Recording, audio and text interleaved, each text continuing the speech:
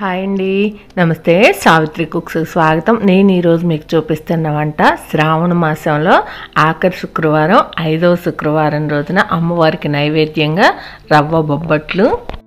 పోయిన సంవత్సరం శ్రావణ మాసంలో పూర్ణంతో బొబ్బట్లు ఎలా చేసుకోవాలో కూడా చేసి వీడియో పోస్ట్ చేసాము. ఎవరైనా కావాలంటే ఆ బొబ్బట్లైనా చూడండి. ఇంకా చాలా తేలిగ్గా ఎవరైనా చేసుకునే విధంగా, అందరూ మెచ్చే విధంగా ఈ రవ్వ బొబ్బట్లు నేను ఎలా చేస్తానో చేసి చూపిస్తాను.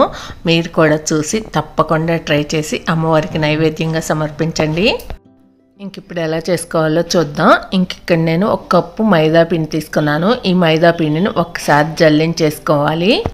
ఇలాంటి పిండులు లాంటివి మనం ఎంత ఫ్రెష్గా తెచ్చుకుందాం అనుకున్నా కూడా ఒకసారి జల్లించుకోవటం మాత్రం చాలా మంచిది. ఇక్కడ పిండి అంతా కూడా జల్లించేసుకుందాం కదా. ఇప్పుడు కొంచెంగా వాటర్ వేసుకుంటూ ఈ పిండిని చపాతీ పిండిలాగా కలుపుకోవాలి.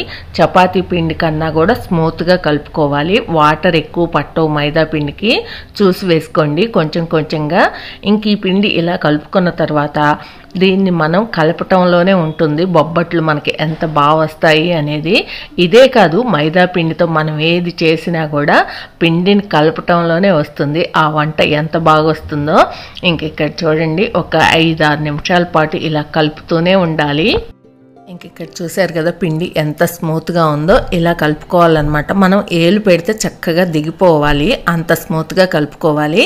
ఇప్పుడు పిండి బాగా కలుపుకున్నాం కదా. ఇందులో ఒక 2 టేబుల్ స్పూన్ల వరకు ఆయిల్ వేసుకొని పిండి అంతటికి బాగా పట్టేలాగా చూసుకొని మధ్యలో ఒక హోల్ లాగా చేసుకొని అందులో కూడా 1 టేబుల్ స్పూన్ ఆయిల్ వేసుకొని మూత పెట్టేసేయండి. ఒక అర్ధగంట ఈ పిండిని నాననిద్దాం. ఈలోపు మనం రవ్వ కేసరి కూడా రెడీ చేసుకుందాం. స్టవ్ వెలిగించుకొని కడాయి పెట్టి 1 టేబుల్ స్పూన్ నెయ్యి వేసుకొని మనం ఏ కప్పుతో అయితే మైదా పిండి తీసుకున్నామో అదే కప్పుతోటి 1 కప్పు బొంబాయి రవ్వ, అదే ఉప్మా రవ్వ తీసుకొని ఒక 2-3 నిమిషాల పాటు వేయించుకోండి. స్టవ్ సిమ్లో పెట్టుకొని. మరీ ఎక్కువసేపు అవసరం లేదు, 2 నిమిషాలు వేగితే సరిపోతుంది. రవ్వ వేడైతే చాలు. ఇలా వేయించుకున్న రవ్వని పక్కకు ప్లేట్లోకి తీసేసుకొని అదే కడాయిలో మనం ఏ కప్పుతో అయితే రవ్వ తీసుకున్నామో ఆ కప్పుతో 1 కప్పు పాలు, 1 కప్పు వాటర్ వేసుకోండి. మీ దగ్గర పాలు లేనట్టయితే కనుక అచ్చంగా వాటర్ అయినా వేసుకోవచ్చు. అలాగే 1 కప్పున్నర వరకు పంచదార వేసుకోండి. ఒకవేళ మీకు ఎంత స్వీట్ వద్దు, స్వీట్ తగ్గించి తిందాము అనుకున్నట్టయితే కనుక 1 పావు కప్పు పంచదార తగ్గించైనా వేసుకోండి. ఇప్పుడు ఇలా మనకు పంచదార కరిగి ఈ వాటర్ ఇలా మరుగుతున్నాయి కదా. ఇప్పుడు మనం వేయించి ఉంచుకున్న రవ్వ వేసేసుకోవాలి. ఒకేసారి చేత కాకపోతే కొంచెంగా చేతితో వేసుకోండి. ఇలా తిప్పుకుంటూ వేసుకుంటే మనకు ఉండలు కట్టకుండా ఉంటుంది. స్టవ్ మీడియం ఫ్లేమ్లో పెట్టుకొని ఈ రవ్వ అంతా దగ్గర అయ్యే వరకు ఉడికించుకోవాలి. ఇప్పుడు మంచి కలర్ కోసం 1 టేబుల్ స్పూన్ పాలలో 1 చిటికెడు కుంకుమ పువ్వు వేసుకొని ఆ పాలు వేసేసుకోవాలి. ఒకవేళ మీ దగ్గర కుంకుమ పువ్వు లేనట్టయితే మీకు కలర్ కావాలి అనుకుంటే 1 చిటికెడు ఎల్లో ఫుడ్ కలర్ అయినా వేసుకోండి. లేదు వద్దు అసలు ఏది అనుకుంటే వదిలేసినా పర్వాలేదు. ఇప్పుడు ఇందులో 1 టేబుల్ స్పూన్నర వరకు నెయ్యి వేసుకొని మంచి టేస్ట్ కోసం అంతా బాగా కలిసే వరకు కలుపుకొని ఇలా దగ్గర అయ్యే వరకు చేసుకోవాలి. ఇక్కడ చూస్తున్నారు కదా, కడాయికి ఏ మాత్రం అంటుకోకుండా వదిలేస్తుంది. ఇలా అయిన తర్వాత ఒక ప్లేట్లోకి తీసేసుకోండి. త్వరగా ఆరిపోతుంది. ఆరిపోయిన తర్వాత మనకు పూర్తిగా గట్టిగా అవుతుంది. ఇక్కడ చూసారు కదా, ఇలా గట్టిగా అయిపోయిందనమాట. ఇప్పుడు మనం ఉండల్లాగా చేసుకోవాలి.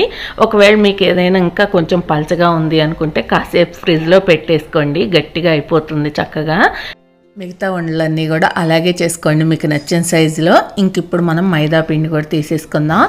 ఇక్కడ చూసారు కదా పిండి అంతా ఎంత చక్కగా నానుందో. ఈ పిండి అంతా కూడా మళ్ళీ ఒకసారి 1 నిమిషం పాటు బాగా కలిపేసుకొని మనం రవ్వ కేసరిని ఉండల్లాగా చేసి పెట్టుకున్నాం కదా, ఆ రవ్వ కేసరి ఉండలో సగం మాత్రమే మైదా పిండి ఉండ తీసుకోండి. ఇలా కొంచెంగా తీసుకొని ఇలా అరిచేతిలో పెట్టుకొని ఇలా పల్చగా నొక్కేసేయండి.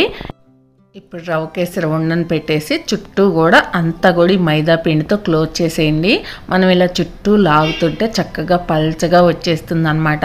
ఒకవేళ మీకు ఏదైనా కొంచెం మైదా పిండి తక్కువైంది అలా అనుకుంటే కనుక ఇంకొంచెం మైదా పిండి పెట్టండి, ఊరికే అంటుకుపోతుంది. లేదు కొంచెం పైకి వచ్చేసరికి ఎక్కువ ఉంది అనుకుంటే ఆ ఎక్స్ట్రా ఉన్నది కూడా తీసేసుకోండి, లేకపోతే మళ్ళీ మధ్యలో మందం అయిపోతుంది. ఇలా అంతా కూడా క్లోజ్ చేసిన తర్వాత నేను ఇప్పుడు వీటిని పూరీ ప్రెస్ మీద చేస్తాను. వేసుకున్నాను. మీరు కావాలంటే ఒక కవర్ మీద పెట్టేసుకొని దానిపైన మరో కవర్ వేసైనా సరే చేత్తో నొక్కేసుకున్నా అవుతుంది. కానీ పూరీ ప్రెస్ మీద అయితే బాగా వస్తుంది.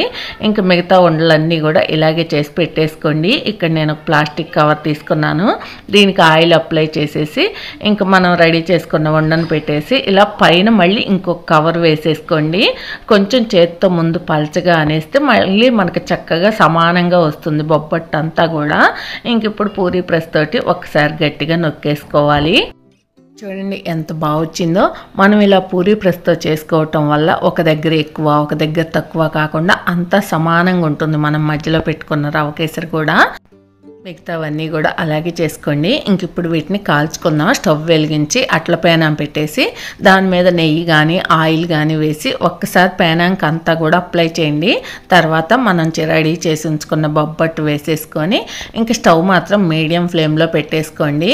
ఇలా ఒకవైపు కాలిన తర్వాత రెండో వైపుకి తిరిగేసుకోవాలి. రెండో వైపు కూడా మంచి కలర్ వచ్చే వరకు కాల్చుకొని తీసేసుకోండి. మిగతావన్నీ కూడా అలాగే కాల్చుకోండి. వీటికి ఎక్కువగా ఆయిల్ కానీ నెయ్యి కానీ ఏదైనా సరే ఎక్కువేమీ పట్టదు. ఇంకా నేనైతే ఆయిలే వాడాను ఈసారి. మీరు కావాలంటే నెయ్యి అయినా వాడుకోవచ్చు. చూడండి ఎంత బాగుందో. ఇవి 2-3 రోజులు బయట ఉంచినా కూడా నిల్వ ఉంటాయి. ఫ్రిడ్జ్లో అవసరం లేదు, మెత్తగా అలాగే ఉంటాయి. అంతే, ఎంతో టేస్టీగా రవ్వ బొబ్బట్లు రెడీ అయిపోయాయి. ఈ శుక్రవారం మీరు కూడా తప్పకుండా ట్రై చేసి అమ్మవారికి నైవేద్యంగా సమర్పించి అమ్మవారి ఆశీస్సులు పొందండి. మీకు ఈ వీడియో నచ్చితే ప్లీజ్ లైక్ చేయండి, షేర్ చేయండి, సబ్స్క్రైబ్ చేయండి. Thank you for watching. By by.